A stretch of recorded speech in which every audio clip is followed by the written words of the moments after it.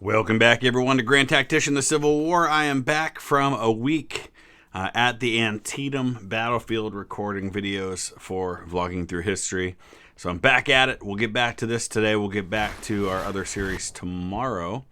And I've got some exciting things in mind for where we're going to go with this game once this series is over. So stay tuned for that information. In the meantime, though, we've got to make this happen. So we're keeping his armies busy. I do have a free army that's not currently engaged with anybody, and that's McClellan. So if we can get him to a state of readiness, probably come spring, then I think we're going to go ahead and start making a move down the Mississippi. Maybe Corinth, Memphis, and then into Vicksburg. I think if we can make those things happen, we might be on the doorstep of winning this war. So in the meantime, let's see where Sherman is. The Army of Missouri looks like he's free to go. We're going to send him over to Cairo. At this point, I feel like I'm just going to ignore these armies here. If they want to march on St. Louis or whatever, fine. I'm going to move Sherman's army. If we have an issue where they start invading into Illinois or something, we'll try to send McClellan up there to deal with them. But I'm going to start making a move to the south. All right, looks like Don Carlos Buell's Army of the Cumberland is going to have 3 Confederate armies to take on. That's going to happen here in Kentucky. It seems like a lot of the fighting have been going on in the west lately. We're going to try and make a move with the Army of the Potomac over in Virginia at some point, see if we can't make something happen there.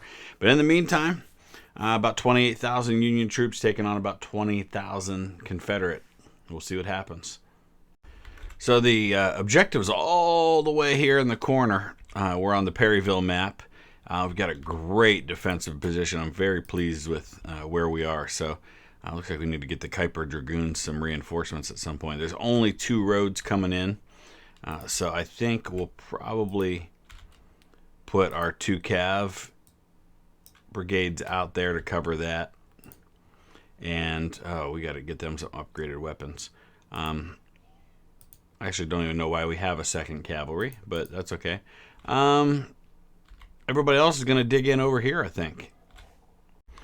All right, they're starting to show up. They did take that road, but now they're trying to get around on my flank, so we're going to need to adjust accordingly. We're going to send the 2nd Brigade U.S. Colored Troops over here to the flank. And we'll start shifting everybody over. We've got 3rd Brigade U.S. Colored Troops over here as well. And then I'll shift the Gruber's Guards over that direction.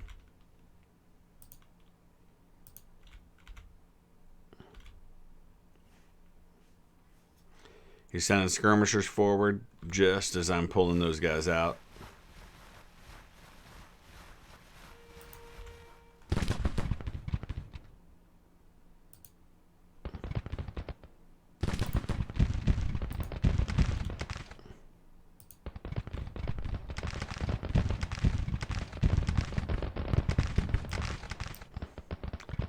So I'll go ahead and move Gruber's Guards in ahead of them so I can then pull them out.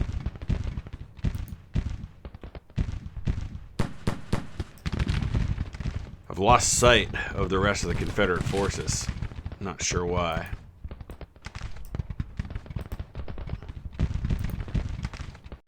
So it looks like this is new. There was a little update before the game. I like the new quartermaster's reports. Report suggests morale in the army is intact. Total men reported wounded 66.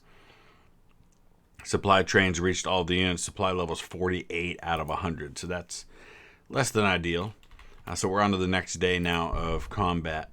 I need to try and get my 30-pounder Parrots into position where they can do some counter battery fire on these guns here, which is what I'm currently doing. I think we've got position now to do that.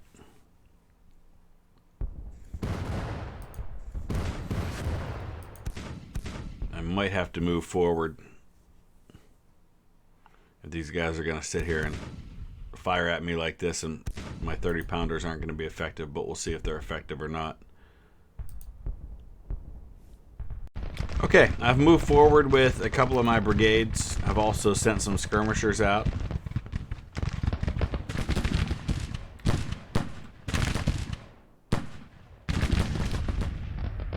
He's got a lot of artillery, so I'm trying to neutralize some of it, because that's basically what he was doing, was just parked out here with some of his artillery. I think my 30-pounders are having an impact. We've already taken out 5 of his guns.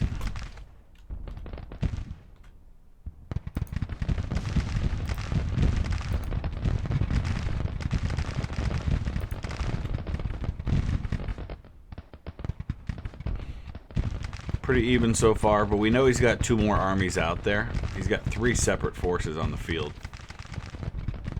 So they could be coming from anywhere. They could end up showing up somewhere else.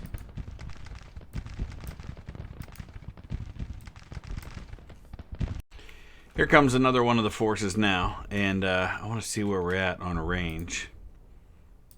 We've got Dry's needle guns right here. I also have Gatling guns right up here, ready to start firing. There they go.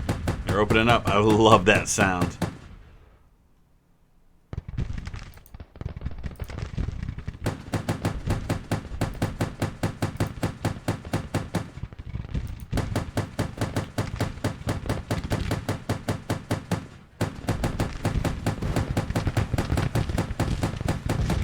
I'm going to try and see these things if I can. There they are. That's awesome. Probably have to pull him back before too long. Don't want to hold him on that line too long.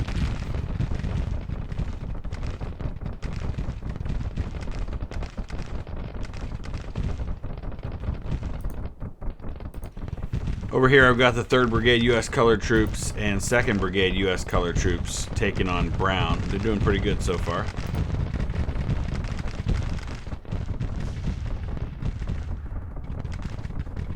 Casualties are starting to mount up for the enemy.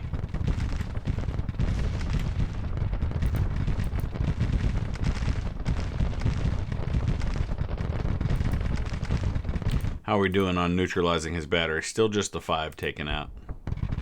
But once we drive off Brown, I'm going to continue to move this right wing forward.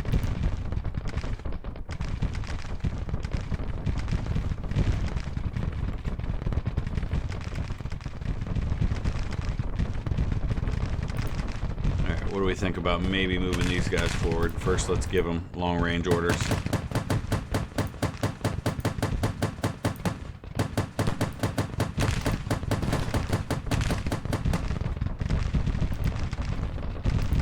Keep it up, boys. Nicely done.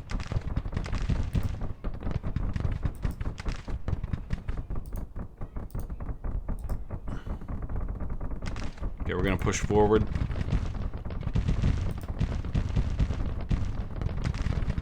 Send Gruber's guards up there with them, so we have at least one experienced brigade next to these 2 new ones.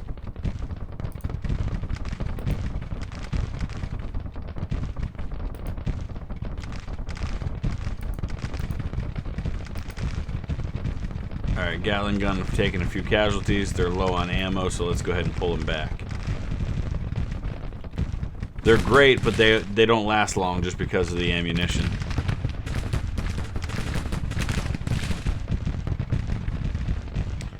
We're going to send some skirmishers forward from Marceleno and Patrick. Go out and try to deal with some of these guns.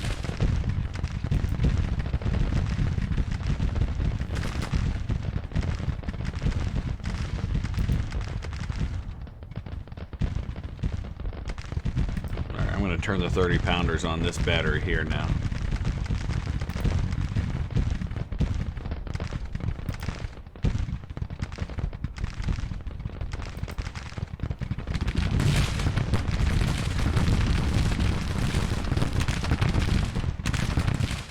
Looking good, looking good. If we drive off Baylor, he's got nothing protecting his artillery. No, I want you to go after the guns, not the infantry.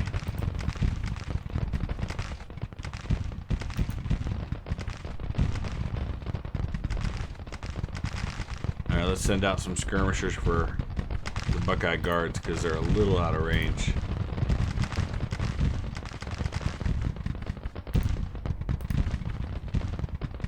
Beautiful, there goes Baylor. we go after the guns.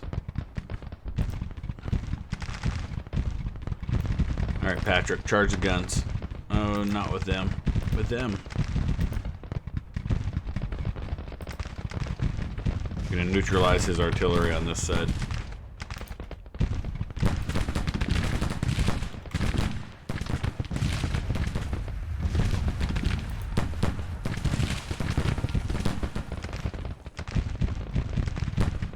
Here they go. Lovely.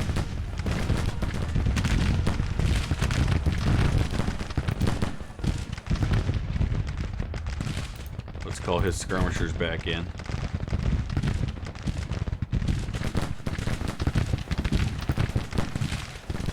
Now we're in business. Now we've taken out 20 guns. He's still got a huge advantage in artillery. And some of those guns are firing into Patrick's flank.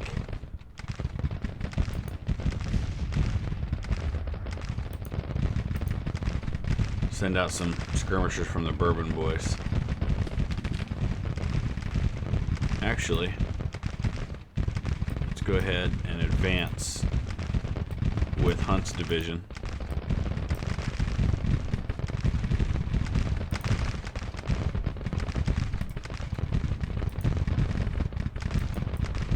Okay, we got to turn march into Patrick. Oh, he's advancing big time. Alright, fall back, fall back.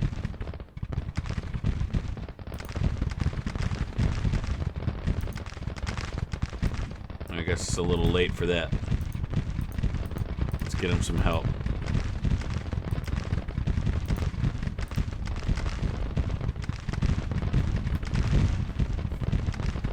Patrick's gonna pay for this. Sorry, Gruber's guards. Oh my goodness. Help's on the way. Meanwhile, we'll advance from our left flank over here.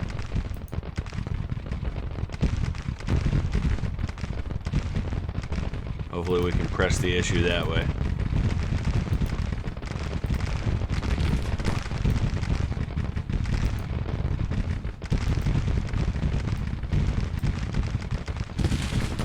I need to send some more help out here.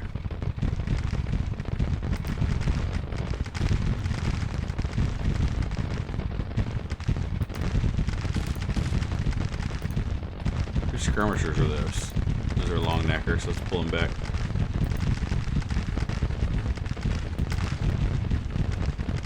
Who's low on ammo? Steedman. Nah, it's just skirmishers. Ooh, Patrick's in a rough spot right here. He's gonna take a lot of casualties.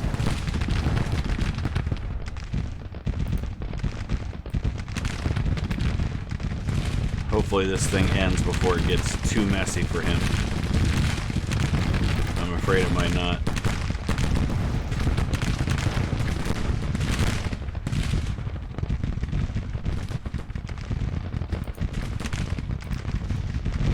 Alright, Bourbon boys, charge the guns. Latin American rifles in. Sheridan scrappers, go. We're gonna just hit this line in full force. 1st New Jersey Brigade. Alright, we just wiped out McIntosh's brigade. Excellent news. Alright, Patrick took a beating, but I think we're gonna hold on the right.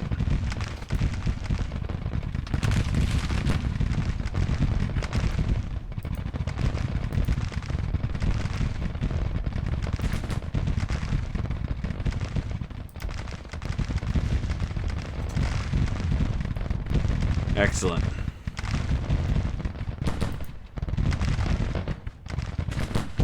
Well done, boys.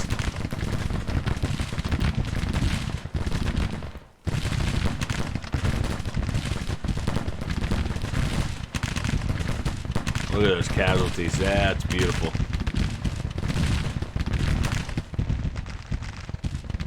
Yeah, he's falling apart now.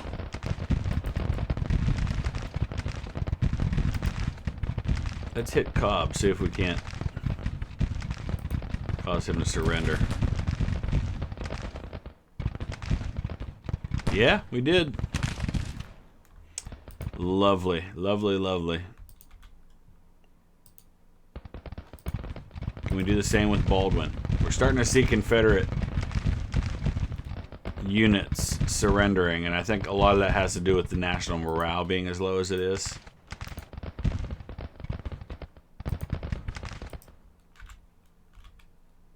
I'm gonna go after these guns. Okay, well, as we wait for the end of the battle, let's go ahead and take a look at the combat report. You can see there almost 3-to-1 casualties, actually about 3-to-1 casualties. Specifically, we're looking at the 1st Division. Why we have 2 1st Divisions? We're going to have to fix that.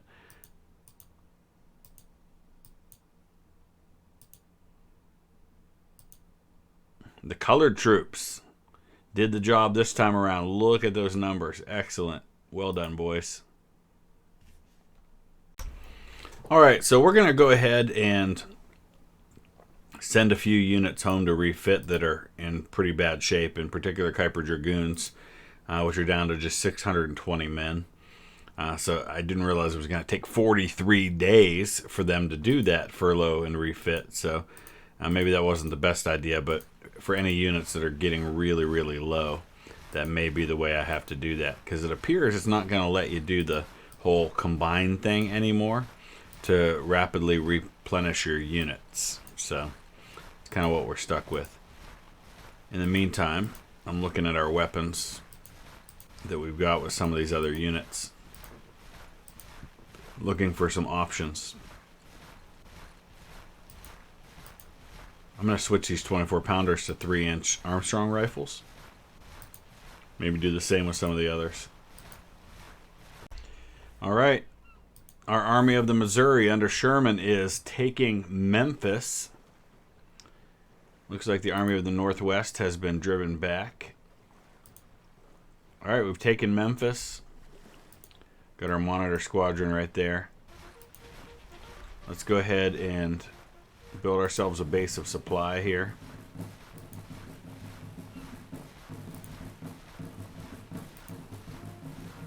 We're also going to build a fort. Union abolishes slavery. All slaves in the U.S. are free. Europeans cheer. The decision, 13th Amendment, has passed. A couple years early. In the meantime, looks like some new weapons have become available. Let's take a look at what we just received.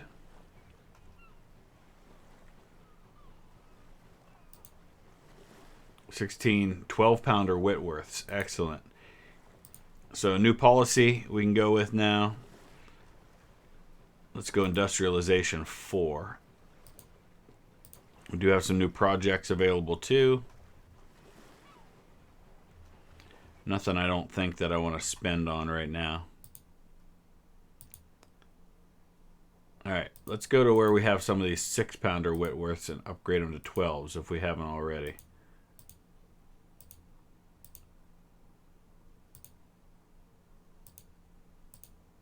Looks like most of them are already 12-pounders, the ones that we have Whitworths with. Yep, we got a lot of 12-pounder Whitworths. I didn't realize we had that many. Here's a 6-pounder here. Let's go ahead and upgrade those to the 12-pounders. Okay, we're going to make a move. We're going to send Joe Hooker's 1st Corps down to make a move on Raleigh, North Carolina. Going to hold the Army of the Kanawha here and just see if we can't hang on to Hampton Division, and that's the Army of Northern Virginia there. I think the Army of the Kanawha can handle them. And then I've got the 2nd and 3rd Corps over here. We're going to try to make something happen, try to get an actual battle instead of just these siege battles that we've been dealing with so far. Speaking of moves, we're also going to make a move. Let's go ahead and send Lew Wallace's 2nd Corps. Actually, we're going to send 2nd and 3rd Corps to see if we can't get Norfolk. And the Atlantic Blockading Squadron is going to move in from this side, start shelling the fort while we move against the Army of Virginia. It only has 15,000 men. It's taking a while for those orders to come through, but here they come. It's mid-February, so it's still winter. Not the best time for that. Oh, we just lost the USS St. Lawrence. We're definitely losing ships by doing this. Only 21 men in that fort. Confederacy passes Revenue Act. That should allow them to recruit some more. Looks like Third Corps is lagging behind a little bit here. Actually, they're both in defensive stances, so that's not helping the situation any. That's why we're getting a lot of these fights where we're not getting to play them. Army of the Cumberland again against these same two armies. I'm going to auto-resolve that one. I'm going to get some of these other units in on the action.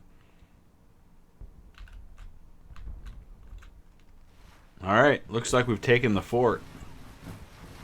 Fort Norfolk is ours. Let's go ahead and grab these supply depots. We're going to take the town of Norfolk itself. Confederacy's up to 39 in national morale because we abolished slavery, so that drove them up a little bit. 25,000 Whitworth rifles now available. Now those bad boys are nice to have. Show you why. So Springfield rifled muskets, 400-yard range, 3 rounds a minute. Upgrading some of these. Let's find it right here. Whitworth rifle, 600-yard range, only 2 rounds a minute, but a further range. So it's nice to have a mix of those.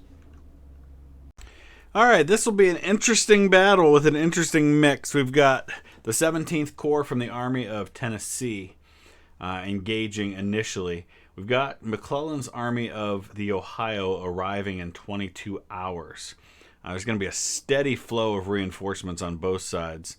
But the end result is going to be about 53,000 men and 111 guns up against about 53,000 men and 152 guns. Biggest battle we've seen in a while. Where's this taking place? This is going to take place in North Alabama, right here on the border of Alabama and Tennessee. Interesting spot. Very cool. So Grant's got just 25,000 men to start. Enemy's only got about 15,000. Both sides have reinforcements on the way. Army of the Ohio, in my case, which is 22 hours away, which means, yeah, it's going to be tomorrow morning before we get them. So we're going to have to fight the first day without them. I'm going to dig in right along this area here. This is the Stones River battlefield. I've got the objective point. We'll cover these 2 crossings, but also, oh, he's going to come from this way. Okay. I was kind of wondering where he might come from. So it looks like he's going to come in from the north rather than from over here anywhere. So there's probably no reason for me to cover this crossing over here. So I'm going to start moving Logan's division up into this spot right there. We're going to have to turn Carlin on the bridge there. The Rockford Rifles have got the Dry's Needle guns. We've got our first guns opening up. What do we have here? We've got 3-inch Armstrongs. Excellent. Let's turn them so that they're able to really do the job here. He may yet try to cross right there, so I am going to at least leave 1 brigade, maybe more, on that spot. But we definitely got to move these guns over. Let's get these 12-pounder Whitworths over. And here we've got 10-pounder Parrotts.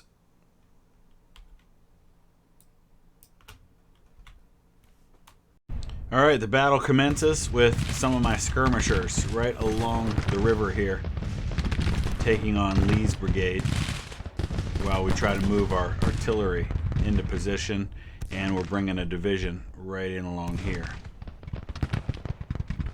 I do still have Logan's division right here. We could probably bring them across. Let's go ahead and do that, because we could always bring them up and around right here. I'm also bringing Heckman's division down this way into these woods. We can start getting into his flank a little bit. Everything's a bit of a mess still at the moment. I'm just watching for notifications that his other reinforcements have arrived. Alright, let's send out skirmishers here. like some of them are going to have to get at these guns. Got to try and disrupt them a little bit. Carlin's detachment's going to fall back. Where is my division that was supposed to be moving up here? Did I just give those orders to the wrong division? I think I did.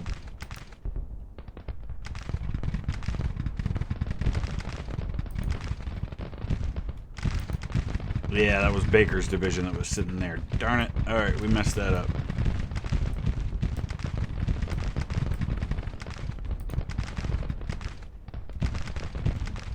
The good news is I moved Heckman forward enough just to disrupt things a little bit, I think. We've got to try and give these orders the right way. There we go. Oh, Carlin. Rockford Rifles, I am so sorry. We're leaving you holding the bag right now against the entire Confederate force.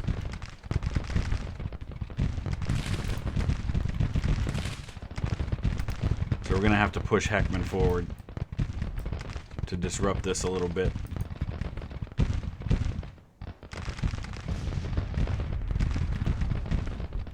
How are things going so far? So far so good. Get Charles Hamilton up here on the right. Alright, let's get Logan to move forward.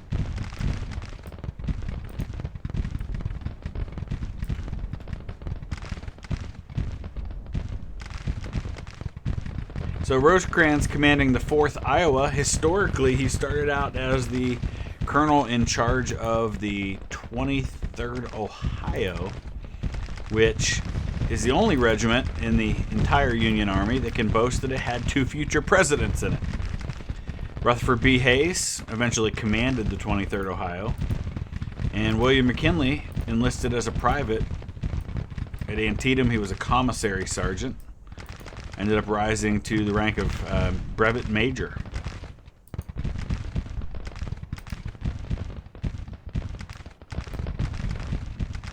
I'm going to bring the Michigan Mighty Beavers over this way and then bring them up.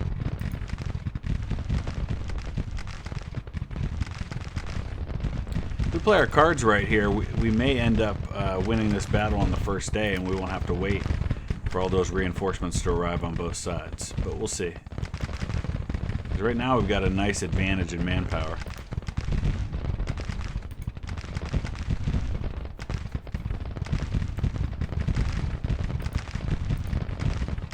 How are we doing? Carlin's taking some casualties. American Zouaves, so far so good.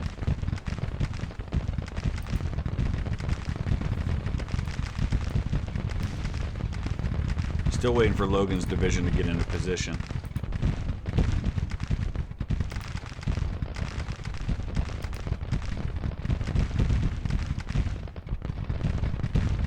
Manning forced with the 20th Ohio. They've got those Whitworth rifles, so we could get some fire on these guns. All right, somebody arrives. Zollicoffer, Army of the Tennessee. Okay, Army of Tennessee. Army of the Tennessee would be mine. Here we go.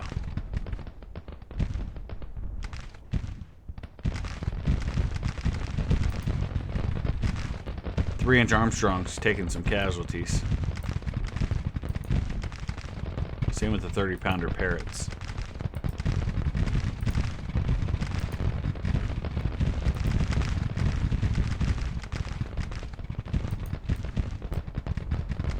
Alright, we're moving in through these woods with the division.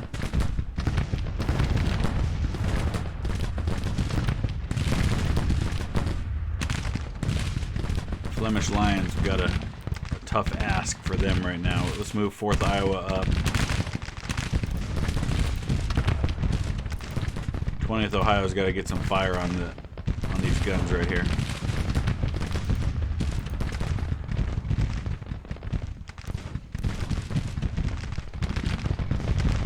But this is where it's really going to happen. Is we've got this flanking assault coming in. He doesn't really have an answer for that. But we've got to drive off these guns before they drive us off. 37th Iowa. It's your job. Deal with those guns.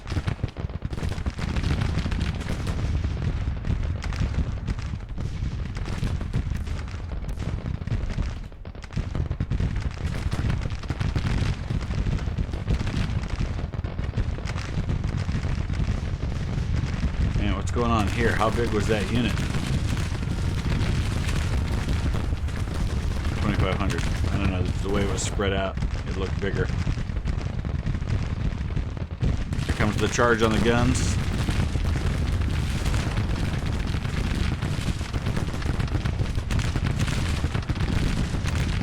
Imperial stormtroopers have the fire going into the flanks of Jones's brigade.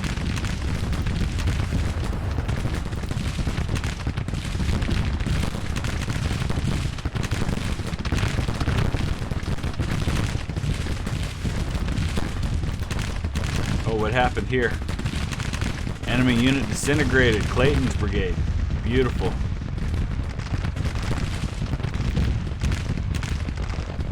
Yeah, I don't think we're going to have to wait for the reinforcements. Although he's got more showing up somewhere. He's up to 28,000 men. So there's another army that might show up at some point. We've got to be careful of that. Also 10-pounder parrots that we have sitting back here doing nothing. And let's bring Grant up a little closer to the action. You are not McClellan. Get up there.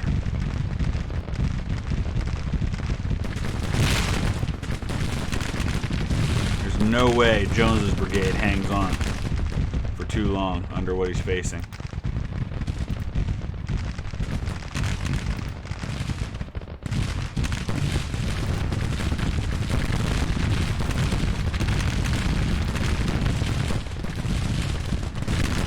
Utah Outlaws up.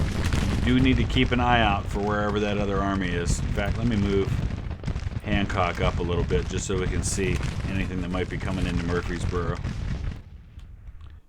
It looks like they all have to come from back there, so we need to try and win this battle before that other army can get into position. Gotta watch Hamilton. They're a little unstable. In fact, let's go ahead and pull them back. Bring up the Michigan Mighty Beavers in their spot.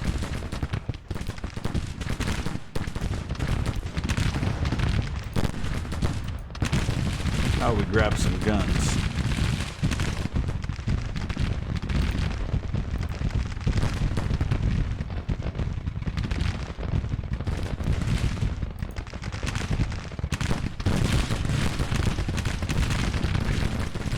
We're getting low on ammo. Rockford rifles. Those needle guns, they reload fast. We've got a lot of them.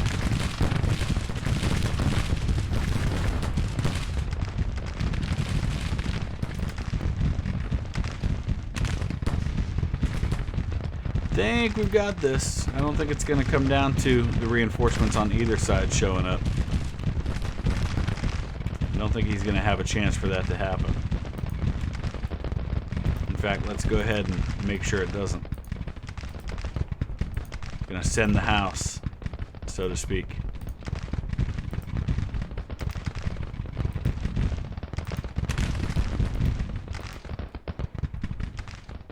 Finish this thing off. Send him running. Just in time to see. He had a cavalry detachment. That's probably the lead scouts for his new army that just arrived. They came into town. They saw Hancock. They saw what was happening with the rest of the army, and they're like, forget it, we're out. So he's going to withdraw his army rather than even commit them to this fight.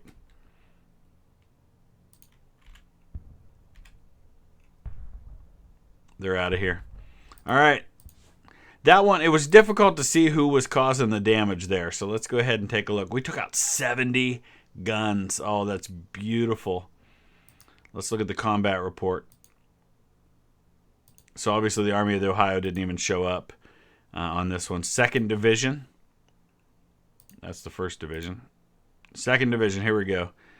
Flemish Lions and the Rockford Rifles are going to be the ones who really did the job in this one. Nicely done. 13th Corps is in the process of capturing Chattanooga, which we already have a fort there, but we had to retake it. So we need to get a garrison in there at Fort Ewell. Let's go ahead and make that happen. We're going to put 2 brigades and a battery. In the meantime, we're going to send W.H.L. Wallace to take Atlanta. See if we can make that happen. It's going to take 3 days for him to even receive the orders. Where's Sherman? Sherman's right here. We're trying to finish up this fort, which is going to be ready in 5 days. We're working on a supply depot. Once we do that, I think I might send Sherman straight down toward Vicksburg. There was an attempt by Grant initially to take Vicksburg directly this way before he decided on the strategy which ultimately took Vicksburg, which was to cross down here, go up, take Jackson, and then move over to Vicksburg. All right. W.H.L. Wallace is taking Atlanta. We'll see how quickly it happens. National morale for the Confederates is at 29. It dropped 10 points. It was at 39 not long ago. If we take Atlanta and we take Vicksburg, we might end this thing today. That would be interesting. Right now, I've got Sherman moving on Grenada, Mississippi. I've got the Confederate armies all tied up with some of my other armies. I also have taken Raleigh, North Carolina with the 1st Corps under Joe Hooker. I think that's why the national morale has dropped to where it has. So taking Atlanta, wow. I wonder if that would be enough.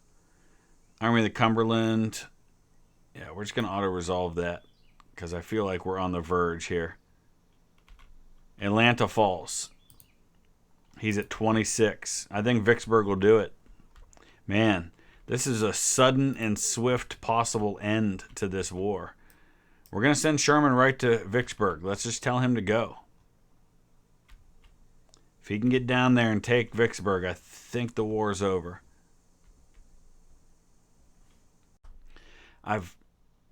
It seems like it's been so slow going, because we've had these Confederate armies kind of operating for so long on our front, and we've been kind of bogged down with them for so long. But now that I'm able to kind of occupy a few of them with a few of my armies, it has freed me up with Wallace's Corps and with Sherman's army now to just go basically unimpeded into the Confederacy. And here we go. We're going to take Jackson. Jackson actually might do it itself, but we're not even going to wait for that. We're going to go right to Vicksburg. Taking Vicksburg, I think, is going to end the war. Whoa, where are you going, Sherman? Stay right there. I think this is going to do it. Here we go. No Confederate army in sight. There it is. Confederacy sues for peace. Union armies triumphant. The rebellion crushed. The war is over. Okay.